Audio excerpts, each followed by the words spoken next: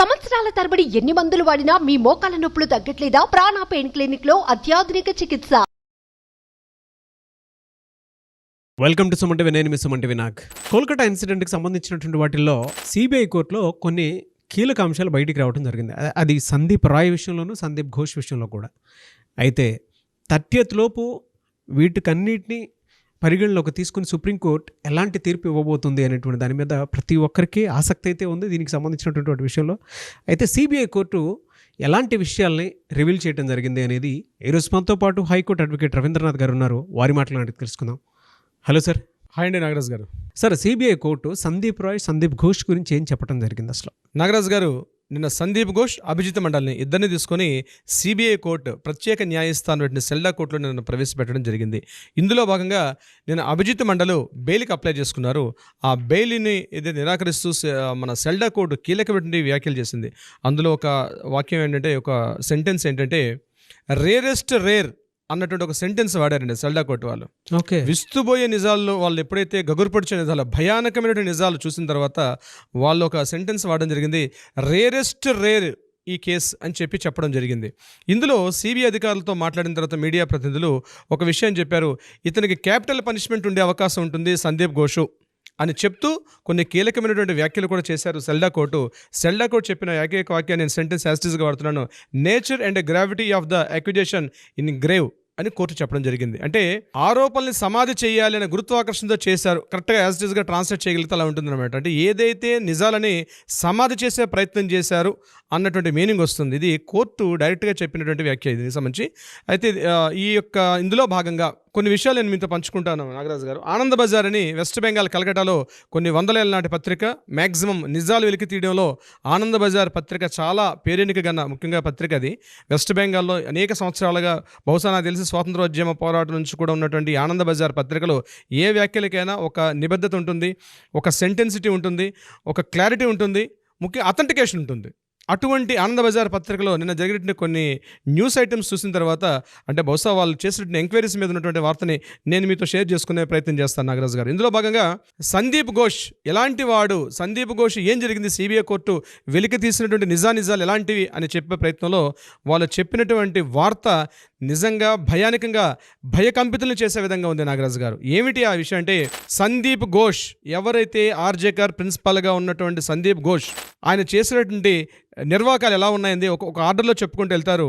అందులో ఫస్ట్ చేసింది ఏంటంటే, ఎక్కడైతే ఆపరేషన్ థియేటర్స్ ఉంటాయో ప్రతిరోజు సాయంత్రం ఆపరేషన్ థియేటర్లో కొంతమంది కలిసి అక్కడ మందు పార్టీ చేసుకుంటారని, ముఖ్యంగా మందు, అలా విధంగా కొన్ని రకాలైన ఎన్వి ఐటమ్స్ అన్ని తీసుకుని వచ్చి అక్కడ సాయంత్రం పూట ఒక చిన్న దావత్ చేసుకుంటారు. ప్రతిరోజు సాయంత్రం ఆపరేషన్ థియేటర్లోనే చేసుకున్న తర్వాత దీనికి కొంతమంది కాలేజ్ అమ్మాయిల్ని, ముఖ్యంగా ఈ యంగ్ పీజీటీ స్టూడెంట్స్ వీళ్ళందరినీ కూడా ఆ ప్రాంతానికి పిలిపిస్తారని, ఈ మొత్తం కార్యక్రమం కూడా అక్కడ సీసీటీవీ ఫుటేజ్లు ఇవన్నీ కూడా ఉంటాయి. కాబట్టి ఇందులో భాగంగా ఏం చేస్తారంటే, ఎవరైతే అక్కడ సిస్టమ్ ఆపరేటర్ ఉన్నటువంటి ప్రసూన్ చటోపాధ్యాయ అన్నతను ఇమ్మీడియట్గా ఈ కార్యక్రమం అంతా అయిపోయిన తర్వాత టోటల్గా ఈ కార్యక్రమం డిలీట్ చేసేస్తాడు ప్రసూన్ చటోపాధ్యాయ. దీనికి సంబంధించి ఈ ప్రసూన్ చటోపాధ్యాయ గురించి మనం ఇంతకు ముందు ఒక 3 వీడియోస్ బిఫోర్ మనం మాట్లాడడం జరిగింది. ఈయన్ని కూడా అరెస్ట్ చేశారు. ప్రసూన్ చటోపాధ్యాయ కూడా, ఇతను కూడా అరెస్ట్ చేయడం జరిగింది. అయితే నాగరాజ్ గారు, కొద్దిగా చెప్పడానికి నాకు ఇట్లాంటి పదాలన్నీ కూడా మీడియాలో మాట్లాడడానికి కొద్దిగా సంశయాత్మకమైనప్పుడు కూడా చెప్పక తప్పని పరిస్థితులు చెప్తున్నానండి. ప్రతిరోజు సాయంత్రం ఒక మేకపోతుని కొట్టి దాని యొక్క తలకాయ మాంసాన్ని, ఇక్కడ మన తెలంగాణ చెప్తారు తలకూర అని చెప్తారు, దాన్ని ప్రతిరోజు కట్ చేసుకొని ఒక గ్రూప్ ఆఫ్ పీపుల్, అంటే మన ఏదైతే బెంగాల్ లాబీలో ఉన్నటువంటి ప్రధాన డాక్టర్స్ కొంతమంది వచ్చి ప్రతిరోజు every week 3 times or 4 times అందరూ కలిసి గ్యాదర్ అందరూ అయ్యి ఇక్కడ ఒక మంచి దావత్తు చేసుకుంటారు. మంచి ఖానా పీనా గానా అన్నట్టుగా అన్ని రకాల ఎంజాయ్మెంట్ తోటి సందీప్ ఘోష్ ఆధ్వర్యంలో ఇదొక ప్రతిరోజు ఈ కార్యక్రమం జరుగుద్దని, ఎవరైనా ఈ లాబీకి సంబంధించి యాంటీగా ఎవరు మాట్లాడినా, ఎవరైనా వ్యాఖ్యలు చేసిన, ఈయన సంబంధించి ఎటువంటి ఇన్ఫర్మేషన్స్, నెగిటివిటీ ఇన్ఫర్మేషన్స్ ఏవచ్చినా సరే వాళ్ళందరినీ, ఆ కాలేజీ స్టూడెంట్స్ని ఈ ప్రాంతానికి పిలిపించి వాళ్ళనే భయపెడుతుంటారు అన్న విషయం అయితే తెలిసింది. దీనికి సంబంధించినటువంటి ఏ రోజుకి ఆ రోజు ముఖ్యంగా స్టూడెంట్స్ని భయపెడతారు. ఇందులో చాలామంది పీజీటీ స్టూడెంట్స్ అందరినీ కూడా భయపెట్టే కార్యక్రమం ప్రతిరోజు సందీప్ ఘోష్ ఇందులో చేస్తూ ఉంటాడు. అయితే ఈ కార్యక్రమం అంతా అయిపోయిన తర్వాత వాళ్ళ మొబైల్స్ కానీ ఏవీ లేకుండా అక్కడ భయపెట్టి ఇమీడియట్గా సీసీటీవీ ఫుటేజ్లు ఏవీ లేకుండా ఎప్పటికప్పుడు ఈ ప్రసూన్ చటోపాధ్యాయ అన్న వ్యక్తి ఏం చేస్తుంటే మళ్ళీ ఎప్పటికప్పుడు డిలీట్ చేస్తూ ఉంటాడు. ఈ విషయం ప్రసూన్ చట్టోపాధ్యాయని కూర్చొని పోలీసులు సిబిఐ వాళ్ళు ఇంట్రాగేషన్ చేసినప్పుడు ఈ విషయం వెలుగులోకి వచ్చింది. అయితే ఇక్కడ అభయ్ అన్నట్టు చెప్పిన అమ్మాయిని కూడా గడిచిన ఒక 1 వీక్ బ్యాక్ ఇక్కడ ఈ ఒక్క విషయం కాదు నాగరాజు గారు, ఈ కాలేజీలో అవయవాల యొక్క స్మగ్లింగ్, ముఖ్యంగా తైవాన్ దేశానికి అవయవాల స్మగ్లింగ్ చేస్తూ ఉంటారని, ఎన్నో రకాల దుశ్చర్యలకు పాల్పడుతూ ఉంటారని, ఈ రకమైన హ్యూమన్ ట్రాఫికింగ్, చాలా ఇన్ని అరాచకాలు ఎన్ని అకృత్యాలు జరగాలో అన్ని రకాల అరాచకాలకి అకృత్యాలకి ఆర్జికర్ ప్రిన్సిపాల్గా ఉన్నటువంటి మాజీ సందీప్ ఘోష్ తన కాలేజీని అడ్డాగా చేసుకుని ఎన్నో దుశ్చర్యలకు పాల్పడుతుంటే వీటన్నిటినీ అభయ కొద్ది రోజుల క్రితం ఏం చేశారంటే, ఏదైతే ఒకరోజు ఆపరేషన్ థియేటర్లో సందీప్ ఘోష్తో పాటు చేసిన అరాచకాలకి తన మొబైల్ ఫోన్ తోటి అభయ ఫోటో క్యాప్చర్ చేశారని, ఒక వీడియో క్యాప్చర్ చేశారని, ఈ విషయం తెలుసుకున్న సందీప్ ఘోష్ ఈమెని పిలిపించి గట్టిగా మందలించాడు. ఆ యొక్క ఫొటోస్ వీడియోస్ డిలీట్ చేయకపోతే నీ మీద చాలా గట్టిగా ప్రయత్నాలు చేస్తాం, నిన్ను డిస్మిస్ చేస్తాం, నీకు సర్టిఫికేట్ ఇవ్వని చెప్పి సందీప్ ఘోష్ వ్యక్తిగతంగా అభయని బెదిరించాడని, అభయని అవమానపరచాడని, ఒకవేళ నువ్వు చేయకపోతే నిన్ను డెఫినెట్గా ఈ కాలేజీని డిస్మిస్ చేస్తాను, నిన్ను సస్పెండ్ చేస్తాను, నీకు ఎడ్యుకేషన్లో పాస్ కాకుండా చేస్తానని అనేక రకాల సామధాన భేద ప్రయత్నాలు చేశాడు. చివరగా దండోపాయం అనే కృత్యానికి సందీప్ ఘోష్ ఒడిగట్టాడు. అందులో భాగంగానే ఈ అమ్మాయి రేపుకి గురి కాబడ్డది అని ఆ పత్రికలో వచ్చిన వార్త యొక్క కథనం. సో సందీప్ ఘోష్ యొక్క అక్రమాలు ఎంత దారుణంగా ఉంటాయంటే, ఇతనికి కీలకంగా పనిచేసే వ్యక్తి ఎవరంటే సంజయ్ రాయ్. ఈ సంజయ్ రాయ్ ఏం చేశాడు, ఇతను కూడా ఒక కంప్లీట్గా ఒక నెక్రోఫిలిక్ ఉన్నటువంటి, అంటే శవాల విధానం కలిగినటువంటి ఒక మానసిక వైకల్యం చెందిన దౌర్భాగ్యుడు ఈ యొక్క సంజయ్ రాయ్. ఇతను ఏం చేశాడంటే, సంజయ్ రాయ్ మీద కూడా కథాండ వస్తూ ఆ పత్రికలో ఏం డీటెయిల్స్ ఇచ్చారంటే, సంజయ్ రాయ్ ప్రతిరోజు రాత్రి సాయంత్రం 7:30 గంటల నుంచి 8 గంటల మధ్యలో మార్చురీ హాల్ కంప్లీట్గా క్లోజ్ చేసేసిన తర్వాత ఆ ప్రాంతానికి మిడ్ నైట్ పూట వెళ్ళి శవాలతో చెప్పడం కూడా అత్యంత హేయమైనది, అత్యంత దౌర్భాగ్యమైనది, దరిద్రం కొద్ది ఈ రోజు ఎందుకు మాట్లాడాల్సి వస్తుందో నాగరాజు గారు చెప్పుకోలేని పరిస్థితిలో, నా నోటితో అటువంటి దౌర్భాగ్యం చెప్పుకోవాల్సిన పరిస్థితి వస్తుంది. కారణం ఏంటంటే, ఇతను మార్చురీ రూమ్లోకి వెళ్ళి అక్కడ శవాలతోటి నేను ఇంకా దాన్ని కంప్లీట్ చేయాలని అర్థం చేసుకోండి నాగరాజు గారు, అటువంటి దుశ్చర్యకి పాల్పడతాడు. ఈయన పాల్పడిన తర్వాత దాన్ని మొబైల్తో ఫొటోస్ తీసుకొని ఆ పోర్నోగ్రఫీ యాడ్స్కి వీటిని అమ్ముతాడని తెలిసి ఇందులో ఒక ఇన్ఫర్మేషన్ బయటకు వచ్చింది. ఇట్లాంటిది ఈయన ప్రతిరోజు చేస్తూ ఉంటాడని. అందుకని మార్నింగ్ 4 గంటల నిమిషాల్లో ఇతను ఎందుకు వెళ్ళాల్సి వచ్చింది, సెమినార్ హాల్లోకి వెళ్ళాడు. కారణం ఏంటంటే, ఈ కార్యక్రమం చేయడానికే వెళ్ళాడని సిబిఐకి ఇంట్రాగేషన్లో బయలుపడిన విషయం మనకి రీసెంట్గా తెలిసిన ఇన్ఫర్మేషన్లో తెలుస్తుంది. అయితే ప్రతిరోజు చాలామంది చెప్తారు, ప్రతిరోజు సాయంత్రం 7:30-8 గంటల మధ్యలో ఈ కంప్లీట్గా మార్చి రూమ్ లైట్ ఆఫ్ చేసేసినప్పుడు కూడా మరలా మార్నింగ్ 9:30-10 గంటలకు ఓపెన్ చేస్తారు. అంటే అనాథ శవాలయాలు, ఎవరూ లేనటువంటి శవాలని భద్రపరిచే గది మార్చురీ రూమ్. అంతేకాకుండా ఇన్ఫర్మేషన్ అందుకొని లేటుగా వచ్చే వాళ్ళకు కూడా బాడీస్ని భద్రపరిచే గది మార్చురీ రూమ్. అయితే ఈ మార్చురీ రూమ్ యొక్క కీస్ ఎక్కడ ఉన్నాయంటే సందీప్ ఘోష్ యొక్క ఇంట్లో దొరికాయి. ఇక్కడ వెరీ వెరీ ఇంట్రెస్టింగ్ పాయింట్ అంటే, మార్చురీ రూమ్ తాలూకా కీస్, అంటే ఆఫీస్లో ఉండాల్సిన మార్చురీ రూమ్ యొక్క తాళాలు సందీప్ ఘోష్ ఇంట్లో ఎందుకు ఉన్నాయి? ఈ సందీప్ ఘోష్ ఇంట్లోనే కాకుండా సేమ్కి సంజయ్ రాయ్ దగ్గర కూడా దొరకడం జరిగింది ఆయన ఇంటిని రైడ్ చేసినప్పుడు. సో సిబిఐ ఇంట్రాగేషన్లో ఏదైతే మనకి ఇన్ఫర్మేషన్ దొరికిందో ఈ కీస్ అన్నవి అక్కడ ఉంటున్నాయని, ఇదే కాకుండా కొంతమంది ప్రత్యక్ష సాక్షులు చెప్పిన కథనం ఏంటంటే, ప్రతిరోజు రాత్రి చాలా సమయం వరకు కూడా మార్చి రూమ్లో ఉన్నటువంటి హాల్లో, అది ముఖ్యంగా 4th ఫ్లోర్ పైన ఉంటుంది, ఆ లైట్స్ అన్ని కూడా ఎప్పుడు ఆఫ్ చేసి ఉంటాయి కానీ మిడ్ నైట్ ఒక్కొక్కసారి బ్లింక్ అవుతూ కనిపిస్తుంటాయని, చాలాసేపు లైట్స్ ఆన్ చేసి ఉంటాయని చాలామంది ప్రత్యక్ష సాక్షులు. ఎందుకంటే మార్చి రూమ్కి వెళ్ళాలంటేనే భయానకంగా ఉన్నటువంటి రూమ్ కాబట్టి ఎవరు అటువైపు వెళ్ళడానికి సాహసించారు.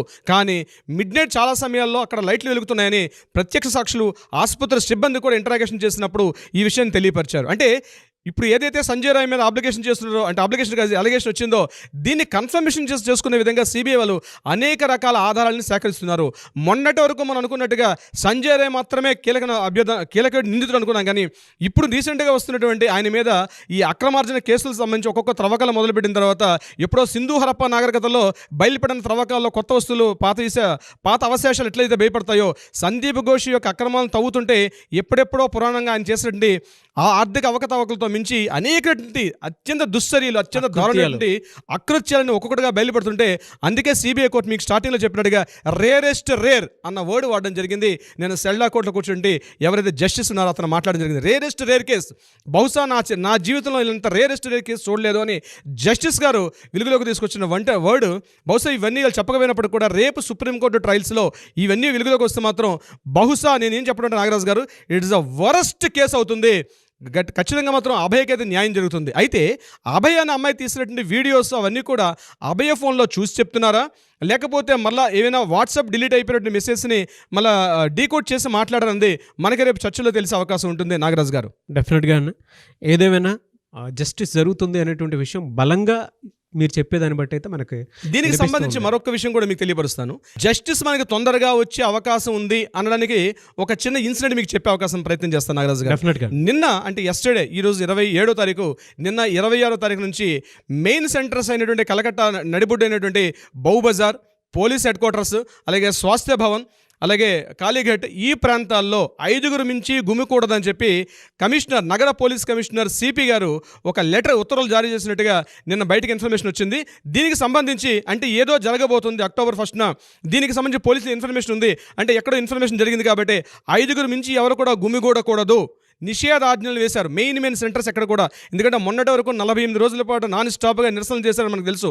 అయితే అటువంటి అప్పుడు నిషేధాజ్ఞలు లేవు, ఎక్కడ గుమికూడదని చెప్పి. కానీ ఇమీడియట్గా నేను 26th డేట్ నాడు ఎవరు కూడా గుమిగూడి ఉండకూడదు 5గురు మించి అని చెప్పి సిపి గారు లెటర్ చేస్తూ ఒక ఇన్ఫర్మేషన్ లెటర్ ఇచ్చారు. దీని మీద ప్రతిపక్షాలు మాత్రం గట్టిగా మండిపడుతున్నాయి. ఎందుకంటే ఏదో తొక్కేయాలని ప్రయత్నం చేస్తున్నారు, జనాలు ఇక్కడ సమీకరణ కాకూడదని వాళ్ళు అనుకుంటున్నారు ప్రతిపక్షాలు. కానీ యాజ్ ఎ జ్యుడిషియల్ కేటగిరీ మేమనుకుంటుంటే ఏదో ఒక రిజల్ట్ వచ్చే అవకాశం ఉంది. బహుశా రిజల్ట్ వచ్చేసరికల్లా కలకత్తా నగర వీధిలో ఎటువంటి అరాచకాలు, అకృత్యాలు జరగకూడదని చెప్పి మనోజ్ కుమార్ వర్మ గారు ఎవరైతే ఉన్నారో సిపి, కొత్తగా నియమితున్న సిపి గారు ఈ యొక్క ఉత్తర్వులు జారీ చేశారని మనం తెలుసుకోవచ్చు నాగరాజు గారు. బట్ ఏదేమైనా we want justice, we demand justice అని hats off to your knowledge.